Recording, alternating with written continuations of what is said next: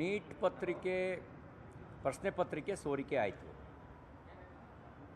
ಸೋರಿಕೆಯನ್ನು ಮಾಡಿದ್ದು ಸರ್ಕಾರ ಅಲ್ಲ, ಶಿಕ್ಷಣ ಸಚಿವರು ಅಲ್ಲ, ಕೆಳ ಹಂತದ ಕೆಲವು ನೌಕರರು ಶಾಮೀಲಾಗಿ ವ್ಯವಸ್ಥಿತ ರೂಪದಲ್ಲಿ ಪ್ರಶ್ನೆ ಪತ್ರಿಕೆಯನ್ನು ಸೋರಿಕೆ ಮಾಡಿದ ಮಾಹಿತಿ ಸುದ್ದಿ ಗೊತ್ತಾದ ತಕ್ಷಣ ಸರ್ಕಾರ ನಿರ್ದಾಕ್ಷಿಣ ಕ್ರಮ ತಗೊಂಡಿದೆ.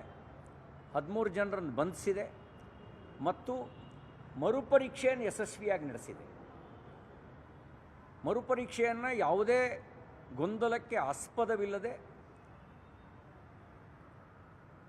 ಮತ್ತೊಮ್ಮೆ ಸೋರಿಕೆ ಮರುಕಳಿಸದ ರೀತಿಯಲ್ಲಿ ಯಶಸ್ವಿಯಾಗಿ ಪರೀಕ್ಷೆಯನ್ನು ನಡೆಸಿದೆ. ವಿದ್ಯಾರ್ಥಿಗಳ ಭವಿಷ್ಯದ ಜೊತೆಗೆ ಆಟ ಆಡೋದಕ್ಕೆ ಯಾರಿಗೂ ಅವಕಾಶ ಕೊಡೋದಿಲ್ಲ ಅನ್ನುವಂಥ ಮಾತನ್ನು ಪ್ರಧಾನಮಂತ್ರಿಗಳು ಕೂಡ ಭಾಳ ಸ್ಪಷ್ಟವಾಗಿ ಹೇಳಿದ್ದಾರೆ. ಹಾಗಾಗಿಯೇ ಸ್ವಯಂ ಅವರೇ ಮುತುವರ್ಜಿ ವಹಿಸಿ ವಾಯುಸೇನೆ ವಿಮಾನದ ಮೂಲಕವೇ ನೇರವಾಗಿ ಪ್ರಶ್ನೆ ಪತ್ರಿಕೆಗಳನ್ನು ಸುರಕ್ಷಿತವಾಗಿ ತಲುಪಿಸೋ ಕೆಲಸ ಮಾಡಿ ಅತ್ಯಂತ ಯಶಸ್ವಿಯಾಗಿ ಮರುಪರೀಕ್ಷೆ ನಡೆಸಿದ ನಂತರವೂ ಕೂಡ ಶಿಕ್ಷಣ ಸಚಿವರ ರಾಜೀನಾಮೆ ಉದ್ದೇಶ ಇಟ್ಟುಕೊಂಡು ಕೆಲವರು ಚಳುವಳಿಯನ್ನು ಮಾಡ್ತಾ ಇದ್ದಾರೆ. ಶಾಂತಿಯುತವಾಗಿ ಪ್ರತಿಭಟನೆ ಮಾಡುವ ಅಧಿಕಾರ ಎಲ್ರಿಗೂ ಇದೆ, ಪ್ರಶ್ನಿಸುವ ಅಧಿಕಾರವೂ ಇದೆ. ಅದಕ್ಕಾಗಿಯೇ ಸರ್ಕಾರ ಎಲ್ಲ ಅವಕಾಶವೂ ಕೂಡ ಅವರಿಗೆ ಮಾಡಿಕೊಟ್ಟಿದೆ, ಸಂವಿಧಾನವೂ ಅವಕಾಶ ಮಾಡಿಕೊಟ್ಟಿದೆ. ಆದರೆ ಆ ನೆಪದಲ್ಲಿ ಅರಾಜಕತೆ ಸೃಷ್ಟಿ ಮಾಡುವಂಥ ಸ್ವಾತಂತ್ರ್ಯವನ್ನು ನಿಮಗೆ ಕೊಟ್ಟಿಲ್ಲ. ಶಾಂತಿಯುತ ಚಳುವಳಿಯ ಮಾಡುವ ಅವಕಾಶ ಕೊಟ್ಟಿದೆ ಅಂದ ತಕ್ಷಣವೇ ಅರಾಜಕತೆಯನ್ನು ಸೃಷ್ಟಿ ಮಾಡುವಂಥ ಸ್ವಾತಂತ್ರ್ಯ ಕೊಟ್ಟಿದೆ ಅಂತ ಭಾವಿಸಬಾರ್ದು. ಆದರೆ ನೀವೇನು ಮಾಡಿದಿರಿ? ಅರಾಜಕತೆ ಸೃಷ್ಟಿ ಮಾಡಲಿಕ್ಕೆ ಬಳಸ್ಕೊಂಡ್ರಿ. ಸಂಸತ್ತಿಗೆ ಮುತ್ತಿಗೆ ಹಾಕಿದ್ರಿ.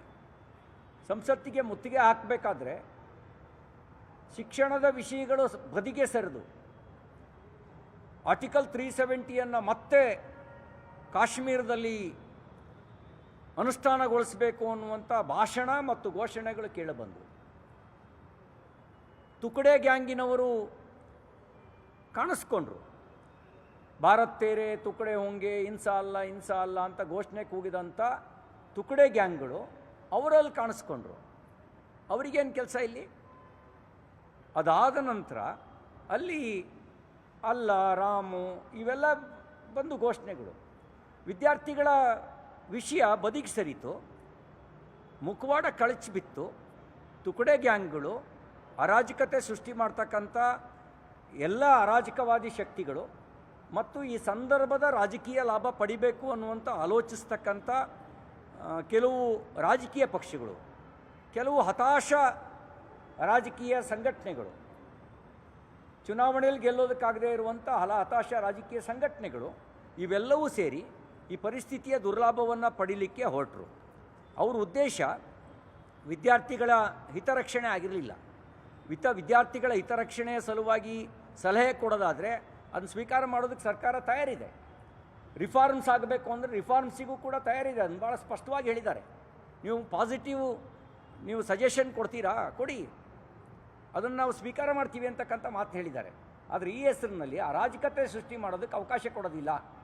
ಈಗ CJP ಹೆಸರಿನ ಪ್ರೊಟೆಸ್ಟು ಅದೊಂದು ಟೂಲ್ ಕಿಟ್ಟಿನ ರಾಜಕಾರಣದ ಮುಂದುವರೆದ ಭಾಗದ ಥರ ಕಾಣುತ್ತೆ. ಟೂಲ್ ಕಿಟ್ ರಾಜಕಾರಣ ಅದು ಮೋದಿಜಿಯವ್ರ ಪ್ರಧಾನಿ ಆದಮೇಲೆ ಜಾಸ್ತಿ ಶುರುವಾಯಿತು. ಟೂಲ್ ಕಿಟ್ ರಾಜಕಾರಣ, ಅರಾಜಕತೆಯನ್ನು ಸೃಷ್ಟಿ ಮಾಡುವಂಥ ರಾಜಕಾರಣ. ಭಾಳ ವಿಷಯಗಳಲ್ಲಿ ಈ ರೀತಿ ಅರಾಜಕತೆ ಸೃಷ್ಟಿ ಮಾಡೋ ಪ್ರಯತ್ನ ಮಾಡಿದ್ದಾರೆ.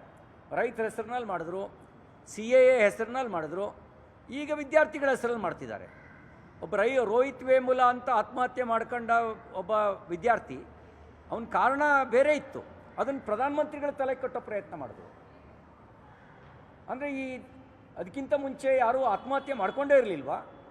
ಅಂದರೆ ಅದನ್ನು ಪ್ರಧಾನಮಂತ್ರಿಗಳ ತಲೆ ಕಟ್ಟುವಂಥ ಪ್ರಯತ್ನ ಮಾಡಿದ್ರು. ಅದೇ ರೀತಿಯಲ್ಲಿ ಅಸಹಿಷ್ಣುತೆ, ಇಂಟಾಲರೆನ್ಸ್ ಅನ್ನುವಂಥ ಪದಪ್ರಯೋಗಗಳನ್ನು ಶುರು ಮಾಡಿದರು. ಇನ್ನು ಕೆಲವರು ಅವಾರ್ಡ್ ವಾಪಸಿ ಅಂತ ಶುರು ಮಾಡಿಕೊಂಡ್ರು. ದುಡ್ಡು ಕೊಡಲಿಲ್ಲ, ಸುಮ್ಮನೆ ಅವಾರ್ಡ್ ವಾಪಸಿ ಅಂತ ಒಂದು ನೆರೆಟಿವ್ ಸೆಟ್ ಮಾಡೋ ಪ್ರಯತ್ನ ಮಾಡಿದ್ರು. ಆ ಎಲ್ಲ ನೆರೆಟಿವ್ ಸೆಟ್ ಮಾಡುವ ಪ್ರಯತ್ನ ಮಾಡಿದವರೇ ಶಾಹೀನ್ ಬಾಗ್ನಲ್ಲಿ ಅರಾಜಕತೆಯನ್ನು ಸೃಷ್ಟಿ ಮಾಡೋದಕ್ಕೆ ಸಂಚು ಮಾಡಿದವರೇ ಈಗ ಹೊಸ ವೇಷದಲ್ಲಿ ಬಂದಿದ್ದಾರೆ.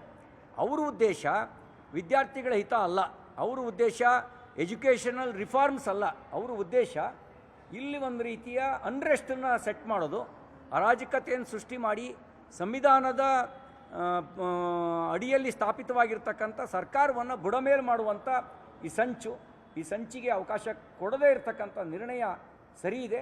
ನಾನು ಅವರಿಗೆ ಕೇಳಲಿಕ್ಕೆ ಬಯಸ್ತೇನೆ, ಇಲ್ಲಿಗೂ ಕಾಶ್ಮೀರದ ಆರ್ಟಿಕಲ್ 370 ರದ್ದು ಮಾಡಿದ್ದಕ್ಕೂ ನಿಮ್ಮ ವಿದ್ಯಾರ್ಥಿ ಹೋರಾಟಕ್ಕೂ ಏನು ಸಂಬಂಧ ಹೇಳಿ? ಏನು ಸಂಬಂಧ ಹೇಳಿ? ಈ ಎಲ್ಲವನ್ನು ನೋಡಿದಾಗ ನಿಮಗೆ ವಿದ್ಯಾರ್ಥಿಗಳ ಬಗ್ಗೆ ಕಳಕಳಿ ಇಲ್ಲ ಅಂತ ಅನ್ನೋದು ಅರ್ಥ ಆಗುತ್ತೆ. ಒಂದು ಮಾತನ್ನು ಹೇಳಲಿಕ್ಕೆ ಬಯಸ್ತೇನೆ, ಮೋದಿಜಿಯವರು ಬರೋಕ್ಕೆ ಮುಂಚೆ ಇಡೀ ದೇಶದಲ್ಲಿ ಇದ್ದಿದ್ದು ಕೇವಲ 51,000 ಮೆಡಿಕಲ್ ಸೀಟ್ಗಳು. ಇವತ್ತು ಹತ್ತಿರ 1,36,000 ಮೆಡಿಕಲ್ ಸೀಟು, 86,000 ಸೀಟ್ ಜಾಸ್ತಿ ಆಗಿದೆ. ಎಷ್ಟು ವರ್ಷದಲ್ಲಿ? ಕೇವಲ 12 ವರ್ಷದಲ್ಲಿ.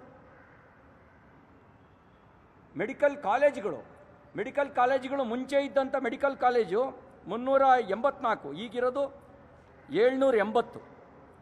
ಅಲ್ಲಿಗೆ ಹತ್ತಿರ 380ಕ್ಕೂ ಹೆಚ್ಚು, 390ಕ್ಕೂ ಹೆಚ್ಚು ಹೊಸ ಮೆಡಿಕಲ್ ಕಾಲೇಜುಗಳು. ಅಂದರೆ ಇದು ಅಪರಾಧನಾ? ಹಾಗಾಗಿ ನಿಮ್ಮ ರಚನಾತ್ಮಕ ಸಲಹೆ ಕೊಡಿ, ಅದು ಬಿಟ್ಟು ಅರಾಜಕತೆ ಸೃಷ್ಟಿ ಮಾಡೋದನ್ನು ಲೋಕತಂತ್ರ ಒಪ್ಪೋದಿಲ್ಲ.